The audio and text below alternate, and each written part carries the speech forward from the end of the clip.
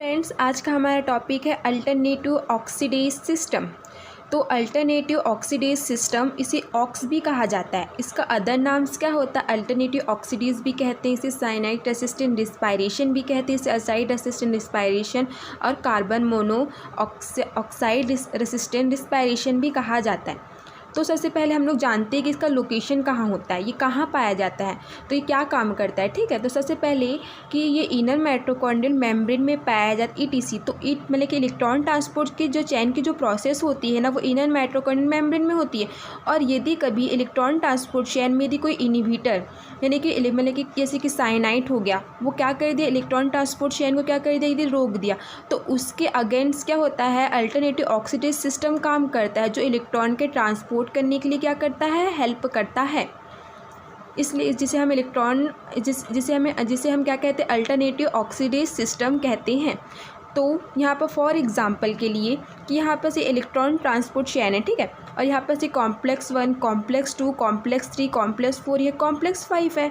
यदि कभी ये जो कॉम्प्लेक्स 4 है और इसको यदि साइनाइड के द्वारा ये क्या हो गया, इनहिबिट हो गया, ठीक है, साइनाइड के द्वारा ये इनहिबिट हो गया साइटोक्रोम सी ऑक्सीडेज, तो इसके अगेंस्ट एक मतलब कि इसके अगेंस्ट क्या हो जाएगा, AOX क्या करने लग जाएगा, प्रोसेस करना अपना स्टार्ट कर देगा, अल्टरनेटिव ऑक्सीडेज। तो ये क्या होता है, साइटोक्रोम का अल्टरनेट होता है, ठीक है, साइटोक्रोम ऑक्सीडेज का अल्टरनेट होता है, इसलिए इसे अल्टरनेटिव ऑक्सीडेज कहा जाता है।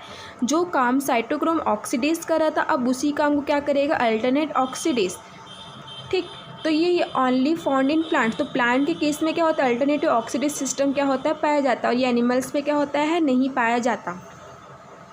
तो मैंने यहाँ पर लिखा है, the enzyme was first identify has a distinct oxidase pathway from cytochrome oxidase has the alternative oxidase is the resistant to inhibit by the poison cyanide. तो मैंने बताया कि क्या, जैसे कि पॉइजन साइनाइड है और साइटोक्रोम ऑक्सीडेज को क्या कर देता है, मतलब कि कॉम्प्लेक्स 4 को साइनाइड क्या कर देता है, इनहिबिट कर देता है। जिस कॉम्प्लेक्स 4 को साइटोक्रोम ऑक्सीडेज कहा जाता है, और यदि इसको साइनाइड क्या कर देता है, इनहिबिट कर देता है, तो यहाँ पर से ऑक्स क्या कर लेता है कि जो साइटोक्रोम ऑक्सीडेज है उसका प्रोसेस करना स्टार्ट कर देता है, और इलेक्ट्रॉन ट्रांसपोर्ट जो क्रिया है वो रुकती नहीं है, ठीक है। और यहाँ पर से ऑक्स जो होता है वो प्लांट में क्या करता है, प्रोसेस करता है। कॉम्प्लेक्स के इनहिबिटर्स, ठीक है, इनहिबिटर्स की नेम। तो जो इलेक्ट्रॉन ट्रांसपोर्ट चेन में जो कॉम्प्लेक्स पाए जाते हैं, उनको कौन कौन से इनहिबिटर जो होते हैं वो इलेक्ट्रॉन ट्रांसपोर्ट चेन की जो प्रोसेस होती है रोकने में हेल्प करते हैं। तो कॉम्प्लेक्स 1 को क्या करते हैं, रोटेनॉन करता है, कॉम्प्लेक्स 2 को मेलेनॉन करता है, कॉम्प्लेक्स 3 को एंटीमाइसिन ए करता है, और कॉम्प्लेक्स 4 को साइनाइड, अजाइट, नाइट्रिक और यहाँ पर से CO, ठीक है, कार्बन मोनोऑक्साइड, नाइट्रोजन मोनोऑक्साइड, ठीक।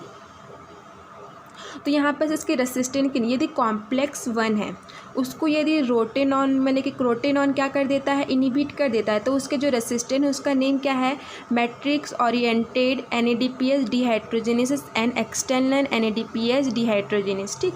और कॉम्प्लेक्स 4 को कौन करता है, साइनाइड करता है, या अजाइड करता है, या NO या CO करता है, ठीक है। तो जो साइनाइड होता है, यदि कॉम्प्लेक्स 4 को यदि इनहिबिट करता है, तो AOX जो मतलब कि अल्टरनेटिव ऑक्सीडेज है वो काम करता है। तो हमारा आज का मेन टॉपिक क्या है, हम अल्टरनेटिव ऑक्सीडेज सिस्टम के बारे में पढ़ेंगे। जो इलेक्ट्रॉन ट्रांसपोर्ट चेन की जब प्रोसेस रुक जाती है, तो AOX क्या कर लेता है, इलेक्ट्रॉन के ट्रांसपोर्ट करने में हेल्प करता है।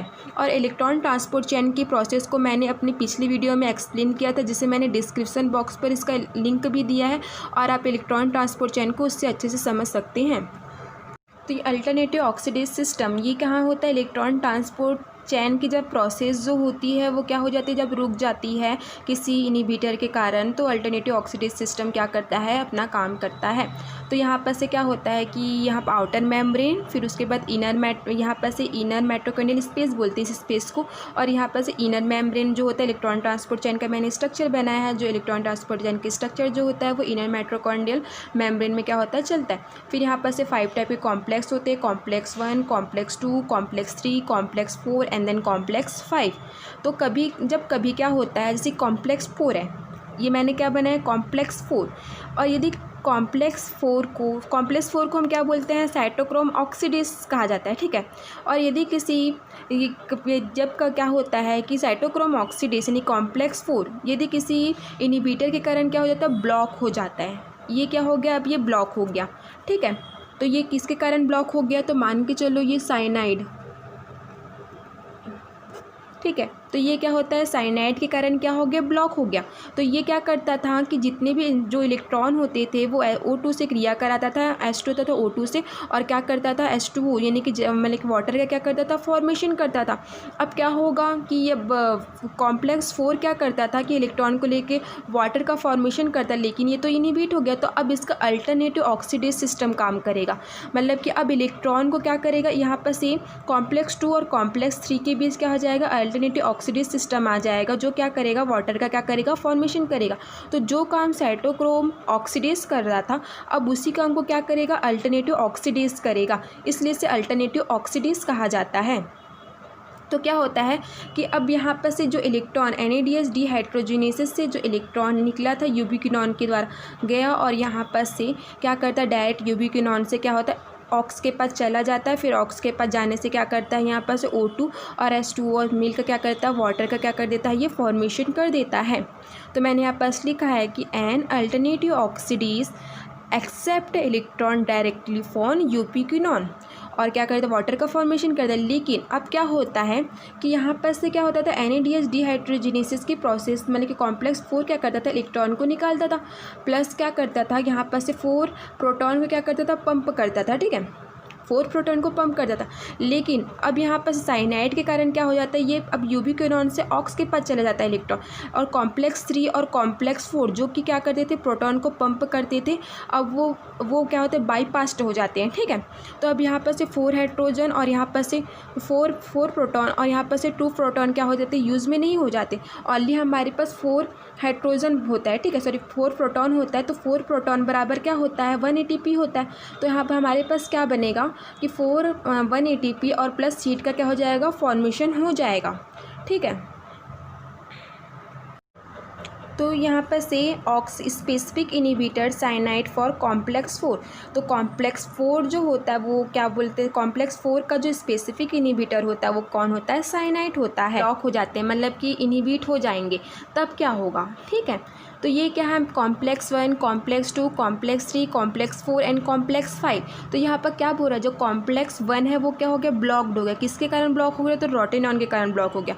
और कॉम्प्लेक्स 4 किसके कारण ब्लॉक हो गया, तो साइनाइड के कारण ब्लॉक्ड हो गया। ठीक है, अब कॉम्प्लेक्स 1 भी ब्लॉक हो गया तो कॉम्प्लेक्स 4 भी ब्लॉक्ड हो गया। अब इलेक्ट्रॉन ट्रांसफ़र कहाँ से होगा, तो अब इलेक्ट्रॉन का जो ट्रांसपोर्ट होगा वो यूबिक्विनॉन मतलब कि इलेक्ट्रॉन के ट्रांसपोर्ट यूबिक्विनॉन के द्वारा होगा। लेकिन यूबिक्विनॉन के द्वारा कैसे होगा, तो यहाँ पर से रोटेनॉन रेसिस्टेंट काम करता है। ठीक है, जैसे कि यहाँ पर से मैट्रिक्स में क्या होता है, rotenone insensitive NADPH dehydrogenases exit on the matrix side of the membrane. तो मैट्रिक्स इनसेंसिटिव, तो यहाँ पर से क्या होता है कि इसमें रोटेनॉन इनसेंसिटिव कहा जाता है क्योंकि इसमें रोटेनॉन का कोई इफेक्ट नहीं होता। ठीक है, तो यहाँ पर से इसमें क्या होता है कि NADH से क्या होता है, NAD+ बनता है और इलेक्ट्रॉन कहा जाता है यूबिक्विनॉन के पास जाता है। फिर यहाँ पर से NADPH और NADPA+, यहाँ का इलेक्ट्रॉन भी क्या होता है, यूबिक्विनॉन के पास जाता है। ठीक है, फिर यहाँ पर से बाहर के साइड भी क्या होता है, रोटेनॉन रेसिस्टेंट क्या होता है, काम करता है। इसको क्या यहाँ पर लिखा है मैंने, external rotenone insensitive NADPH dehydrogenases can be accept external directly from NADPH produce in the cytosol.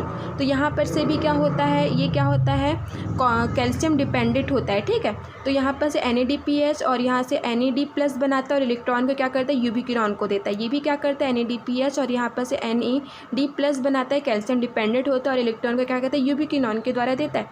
तो क्या होता है कि यहाँ से इलेक्ट्रॉन निकला और यूबिक्विनॉन के पास गया और ये यूबिक्विनॉन से डायरेक्ट किसके पास चला जाता है, ऑक्स के पास चला जाता है और क्या करता है, H2O का क्या कर देता है, फॉर्मेशन कर देता है। ठीक है, लेकिन अब क्या होता है, अब कॉम्प्लेक्स 1 जो कि क्या करता था, कॉम्प्लेक्स 1 क्या करता था, प्रोटॉन का क्या करता था, पंप करता था, लेकिन अब वो ब्लॉक हो गया। कॉम्प्लेक्स 4 भी क्या करता था, प्रोटॉन का पंप करता था, लेकिन वो ब्लॉक हो गया। कॉम्प्लेक्स 3 भी क्या हो गया, अब काम नहीं कर रहा है। तो अब क्या होगा कि यहाँ पर से प्रोटॉन का पंप नहीं होगा, मतलब कि इसमें ATP नहीं बनेगा, ओनली क्या होगा, अब हीट जनरेट होगा। ठीक है, ओनली हीट जनरेट होता है। तो जो अल्टरनेटिव ऑक्सीडेज होता है वो क्या करता है, मतलब कि प्लांट में हीट के लिए क्या करता है, हेल्प करता है। और जैसे कि मतलब कि जो अल्टरनेटिव ऑक्सीडेज होता है ना, वो क्या करता है, हीट से क्या होता है कि जो इंसेक्ट होते हैं वो आकर्षित होते हैं और यहाँ पर से प्लांट के पॉलिनेशन में क्या किया जाता है, हेल्प होता है। तो जो अल्टरनेटिव ऑक्सीडेज होता है वो इलेक्ट्रॉन के ट्रांसपोर्ट में क्या करता है, हेल्प करता है। और यदि कोई भी इनहिबिटर जैसे कि साइनाइड हो गया, रोटेनॉन हो गया, साइनाइड, रोटेनॉन, कॉम्प्लेक्स 2 का इनहिबिटर या कॉम्प्लेक्स 3 का भी इनहिबिटर, कोई भी इनहिबिटर हो गया, तो उसमें अल्टरनेटिव ऑक्सीडेज सिस्टम क्या होगा, काम करते रहेगा। और यानी कि इलेक्ट्रॉन की ट्रांसपोर्ट की प्रोसेस जो होगी वो नहीं रुकेगी। इसलिए मतलब कि यही काम होता है अल्टरनेटिव ऑक्सीडेज सिस्टम का। Thank you friends for watching my video.